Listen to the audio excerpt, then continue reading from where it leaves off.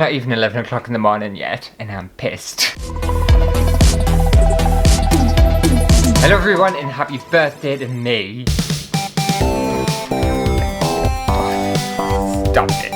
Stop it. Guys, don't need to celebrate. So this year for my 29th birthday, I decided I just wanted quite a chilled one. So I thought I would do some adult colouring in. So I've got a nice little adult themed colouring in book. And wine, obviously. And I just fancy a drink. And then I just want to chat some shit. I just want to chat some shit. I want to get whatever's on my mind off my chest. Whatever's on my mind off my chest. That doesn't make sense. I want to get whatever's off my chest off my mind. I feel like I've mixed two sayings up there. It's something to do with your mind and your chest. I just want to talk some shit. That's what happens when you get older.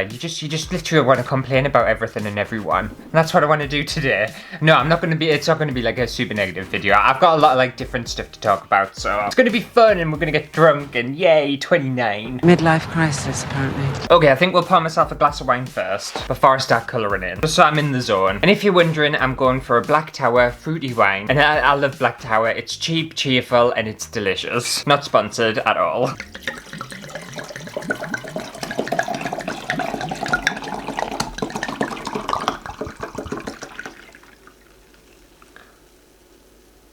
Ah, perfect. Just a small glass. Ah, shit, that's fresh. Honestly, nothing can beat like a crisp, cold glass of white wine. There's not a feeling in the world that's better than it. I'd pick a glass of wine over sex any day. Right, okay, we'll put my big wine over that side. And we'll have a little look at this colouring book. I think people have actually suggested I do some adult colouring in before. And I picked a very adult one. It's just full of swear words. Like this one, for example. I don't even know what one of these is. It says shit pouch. What's a shit pouch? I assume it's your bumhole. I'm hoping there's one that says bollocks in here. That's what I would like. The thing is, I may have to like blur some of these out. I usually censor a lot of kind of like harsh swear words on the channel just in case like any kids are watching and stuff. So there's a few harsh words in this one, so I don't want people to see it. I do like that one. Oh, there's a lot of C words in this. Shield your eyes, children. There's one in here called gerbil. Is that like a regular saying? Do people say that a lot? I've never heard anyone say that before. Okay, there isn't a bollocks one, so we'll just go for twat. Because I do like that word, it's one of my faves. Alright, so let's do a little bit of colouring in. And I have actually wrote a list of topics I want to discuss because I know I'll tend to get sidetracked and talk about loads of random crap that I don't need to. I do like these colours. I think one of you recommended these Hoo pens ages ago, and they're really nice pens. Oh, isn't this a nice day? Nice day colouring in and wine drinking and birthday, yeah. So the first thing I wanted to talk about, which is like a very like petty thing to talk about, but it's bucket hats. And I saw someone wearing a bucket hat the other day. If you don't know what a bucket hat is, I'll put a picture up of what one is. And I just hate them. I think they were quite popular in the 90s and in the 80s, but they seem to be coming like back in fashion. You know when like out of date fashion, there's a full circle moment and it comes back in date and back in present time. And I just hate bucket hats. I hate how they look. I think they're the ugliest item of clothing ever. Sorry to anyone who loves a bucket hat and wears bucket hats all the time, but they are hideous. Another thing I wanted to talk about, and I know I've been like beating this dead horse into the ground, but it's bad drivers. And I know it's because I've been in an accident and stuff like that, so it's kind of fresh in my mind and whatnot. But I've noticed when I've been driving on the roads, there are some seriously crap drivers out there. Like I was going to work yesterday and I saw this guy not give way to the right of the roundabout, and there was this like big truck thing, and he was so close to getting hit by this truck because he just didn't give way when he was supposed to give way. There was another one who nearly knocked off a cyclist. So he doesn't. Like I feel like if you're driving and if you are kind of, you have like a license and all that kind of stuff, I think there should be like a rule where every 5 years you have to go in, not for necessarily a test, but just like a competence driving thing. So like every 5 years you have to get in a car with someone for like an hour and they assess how shit your driving is. And if your driving's really, really crap and you're a terrible driver, they should take your license off you. It's as simple as that. Because obviously after my accident and whatnot, like I love driving and it's kind of spoiled it for us. It's one of my favourite things to do is get in the car and just drive and just kind of clear your head and stuff. And now I'm just very conscious when getting in the car. Not because of my driving, because I consider myself a very good driver, but because of how many people that are on the roads that are absolutely awful at driving and shouldn't be driving. And it works both ways as well. There's people who are too hesitant and too nervous of a driver, and they cause mistakes and accidents. And then there's other people who are too cocky and too confident and just drive like absolute assholes. Like, no regards for anyone else on the road. They're the two kind of drivers I absolutely hate. The overly cautious, uncomfortable drivers who can't make decisions, and the ones who just give zero shits about anyone else. So if I was president of the world, I would make sure everyone had to take a little test every 5 years to make sure they're still qualified and good enough to be on the roads. And if anyone's curious as well, I'm doing a lot better. I'm fine. Like, my back and my neck's still a bit sore and a bit stiff and stuff like that, but other than that, I'm getting there. My car will be getting fixed soon as well, so that's good. And we obviously can't have like a bitching video without me talking about work, because, you know, everyone bitches about work. And I don't know what it is recently, but we've had a lot of people who have left. So they've either quit or been fired and stuff. We're chronically understaffed. And anyway, we just took on like a bunch of new people, and I have never known anything like it. Like, when I start a new job, I'm always overly kind of pleasing. Like, I want to please everyone, I want to get to know everyone, I want to make a good impression, all of this kind of other stuff. Some other people that we've taken on, they literally just don't give a shit. Like, I've been trying to work on myself a little bit and kind of try and focus on the negatives of my own personality. I know, very, very grown-up thing to do. And I've noticed I don't particularly like talk to people or show interest in other people's lives, mainly because I just literally don't care. Serendipitous. Thank you, Peter. It's Patrick. However, I've been making a conscious decision to purposefully get to know people a bit better and ask questions and whatnot. And anyway, with these new starters and stuff, I was trying to get to know them, I was asking them questions, all this kind of regular, normal stuff that people are supposed to do. The way normal people make it! And I was asking them all these questions, and they didn't ask me a single question about myself. Anytime I asked them a question, the conversation would just end with them answering the question. I was just like, what? That's... Okay. And it got me thinking, actually, because a lot of other things I've noticed is I've been trying to kind of, obviously I'm saying I'm trying to work on myself and, you know, do better in life. And because I'm so focused on myself and what I'm kind of doing wrong, I'm starting to notice what other people do wrong. So one thing I've noticed is you'll start to have a conversation, or you'll start to talk about something that's happened or something that's going on, and then the other person that you're talking to will somehow turn that conversation around and start making it about them and talking about themselves. Not in like a fluid, normal, conversating way, in just like a, oh, okay, you've started it, then I'm gonna finish it and talk about me now. And no, you're not. I was talking about me. I just find it rude. So now I'm starting to realise there's nothing wrong with us, I'm fine. Everything that I thought was wrong with us, it's just wrong with other people. There's nothing wrong with me, I'm great. And that's what I came to the conclusion about, so...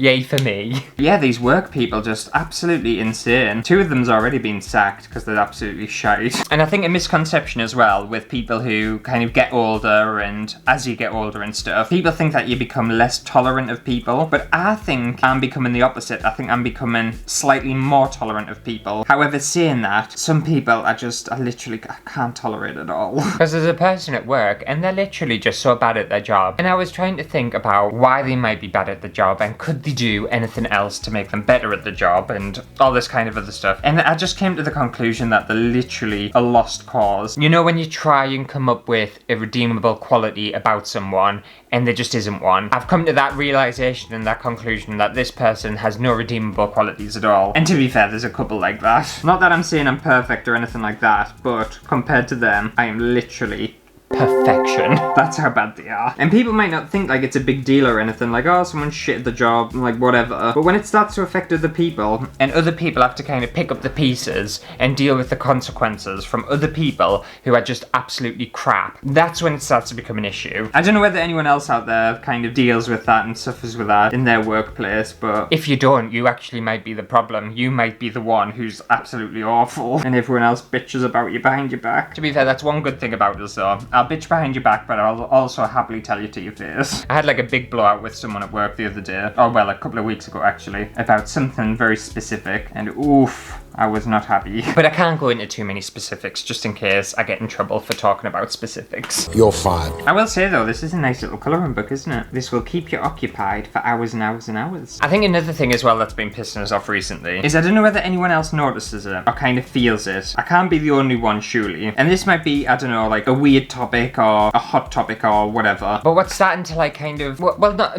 annoy us, but I just find like it to be a bit shitty, are people online who create content, and I'm not going to mention any specific names or anything like that. And it's not just about people who do it online either, or create content from it, if you know what I mean. But anyway, it's basically people who do good deeds, like online and stuff, and feel the need to kind of share it and profit off it. I'll give you an example. So there's this person I know, and they decided to go to a supermarket, fill up their trolley full of shopping, and give it to a food bank to help obviously people in need. Obviously a fantastic thing to do, a really nice gesture and whatnot. However, when you then post that good deed on Facebook and on other social media platforms and stuff, and you do it with the intention of someone going, "Oh, are you so nice? Oh, are you so generous? Oh, well done you saviour." That's when it becomes an issue, because if you want to do a good deed and you want to do something like that, just do it. Why do you have to feel the need to do it and then post it everywhere to get like gratification and satisfaction and praise? It turns a good deed into not a very good deed, and it kind of goes hand in hand with the people who do it online and make money from it, and their whole content is about helping people and helping organizations and stuff, but in reality they're profiting from it. There just seems to be like a sticky area there. It's good that they're doing this, and it's good that they're helping people and helping organizations and stuff, but when you're making a shitload of money from it, it just, I don't know, it kind of taints it, in my opinion anyway. I don't know whether anyone else feels that way. And then they get praised as being like this hero or this fantastic selfless person, and it's like, no, they're not. They're literally a multi-millionaire because of these good deeds that they've done online, and are getting paid an absolute shitload of money for it. I don't think the actual good deed has anything to do with it. I don't think they do it specifically just to be kind of good and be nice and do nice things for other people. It all kind of comes down to making a profit from it, and that just bothers us. It bothers us a lot. And I think there's a difference. I think there's a difference when it comes to kind of sharing something so you're making people aware of certain situations that are going on. I think that's like absolutely fine, and doing fundraisers and stuff like that. It's just when people are profiting from it, it just, I don't know,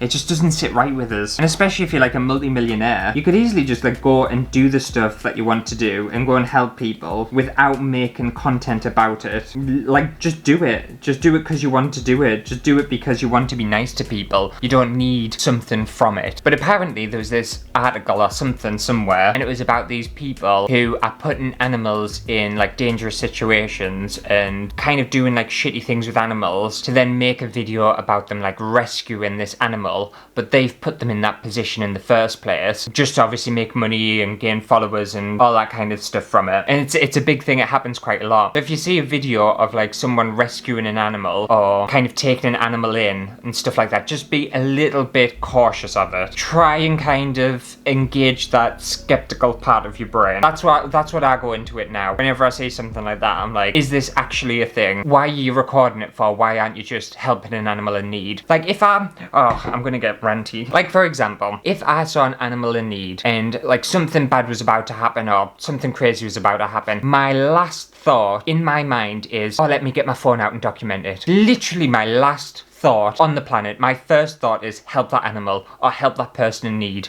not get my camera out and record everything. So, you know, yeah. I don't want to talk about it too much because I'll get like really vexed about it. And then that can go for like pranks as well, when you see these kind of people who prank each other online. But it all just seems to be a massive coincidence, and they're in the right place at the right time, and it's like, yeah, because it's fake. So I think the life lesson of this is just don't believe everything you see online, because there are a lot of shitty people out there. Like, going back to the charitable thing as well, I was looking the other day at how much CEOs make from charity shops and charity organisations and stuff, and they make like hundreds and hundreds of thousands of pounds a year to be the CEO of a charity. And my feeling is, if you want to be a CEO of a charity and whatnot, and you have a charitable organisation and you rely on volunteers who work for the charity for no money, surely the CEO, the top person, should have their income capped at a specific point, so that the only reason you're in that position is because you actually want to help people and do good things and be a charitable person, not because you want a massive paycheck at the end of it. Because some of them, I'm talking about some of these charities, the CEO top bosses are earning like 400 grand a year. And it's a charity. It's a charity. Surely you can't be paying your top person that amount of money to run the business. Well, I say run the business, sit on his ass, or sit on her ass and type on a computer and answer a couple of emails and wine and dine people.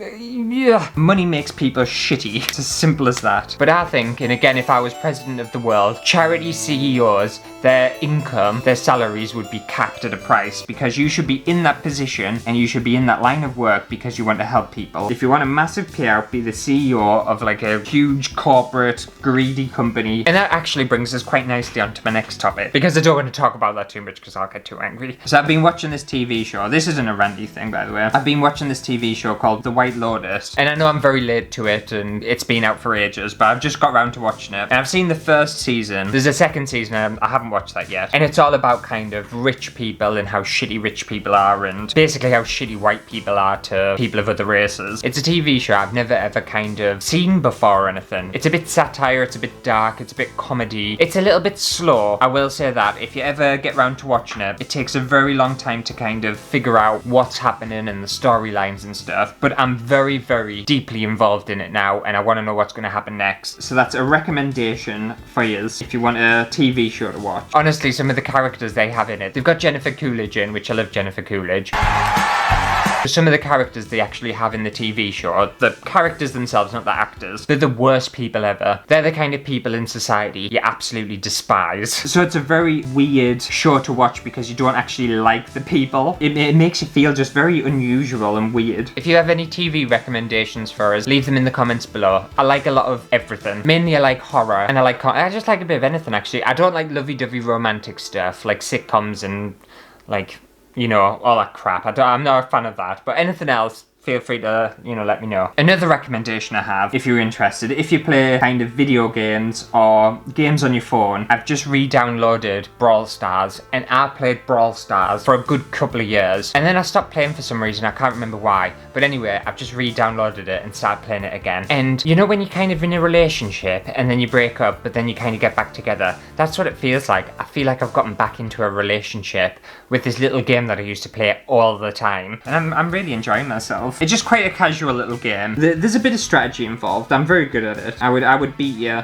if we played together. I'm just saying. But yes, if you're into little games, I would highly recommend Brawl Stars. I've only drank that like little bit of wine and I already feel pissed. Such a lightweight. And another thing that I'm excited about is the fact that winter is almost over and we're going to start getting some like nice weather and lighter nights in springtime, because I have hated this winter. I don't know whether anyone agrees, but I feel like this winter has been so cold and so dark. Like in the UK, we got quite a cold snap and it was absolutely freezing. But to be fair, America and Canada, they got it way worse. They were so cold. They got like minus 30, minus 40 degree weather, and I couldn't cope with that. No thanks. But one thing I feel like the UK's had is just the darkest winter. There was one day I woke up and I was getting ready for work and stuff, and I felt like it was nighttime. And by the time I got to work, it was still pitch black and it still felt like nighttime. I just wanted to go back to bed. So I'm really, really looking forward to some lighter nights and just nicer weather. I just want a holiday. I really, really want a lovely holiday in like a nice sunny place. Like I wonder if people in like really sunny places, and if they live on like nice tropical islands and stuff, I wonder if they wake up and it's just very mundane to them and it's just very kind of, oh, that's normal, that's just where I live, like blah, boring. Because if I woke up on a tropical island every day, oh, it would be heaven. But then I suppose you switch it and someone from a tropical island might think a drizzly, grey, kind of old looking place is like really nice to wake up to. I can't imagine why. But I think it's just different lived experiences, isn't it? But I would love to live in like a nice tropical environment, or just a warmer environment and a more kind of sunny and happy place. I find the UK just incredibly dreary. You look out the window and 9 out of 10 times it's just like grey, overcast, foggy, drizzly, rainy, just shitty weather. Saying that, I think that today is quite sunny. It is, it's actually sunny today, which makes a change. And this isn't on my conversational list, but it just came to my head about like growing old and stuff.